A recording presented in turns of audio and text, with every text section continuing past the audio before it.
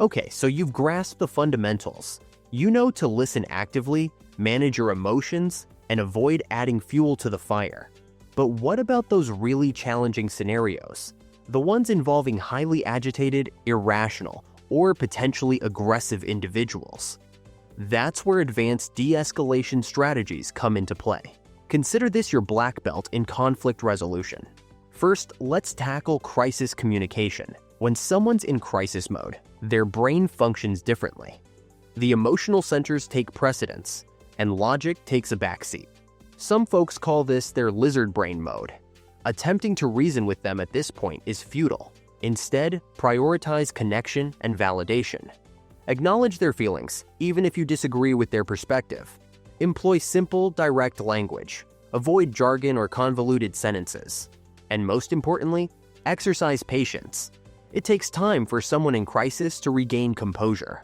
Next, there's boundary setting. De-escalation isn't synonymous with being a pushover.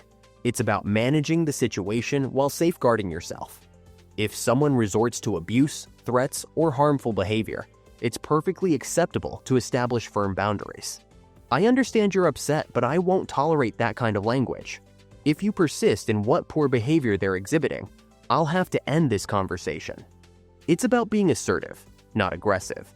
Another vital skill, non-verbal communication. Body language conveys a lot. Maintain a calm and neutral stance. Refrain from crossing your arms, pointing, or invading their personal space. Use a gentle, even tone, and maintain eye contact, but avoid staring. Aim to be a calming influence. Now, let's address a tough one, handling aggression. This is where things escalate.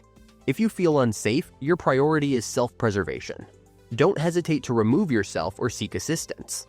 However, if you can safely attempt de-escalation, certain techniques can be helpful. Provide them with space. Avoid crowding them or making them feel cornered.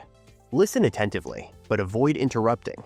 Allow them to vent, provided it's safe. Another helpful technique is to utilize I statements to express your concerns without escalating the situation. I'm concerned about your agitation. I want to find a solution, but I need to understand your viewpoint.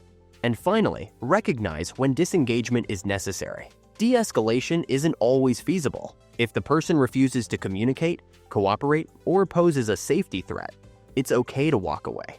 Your safety is always paramount, and in the worst situations, you need to fall back on the run, hide, fight approach, which is when talking takes a vacation.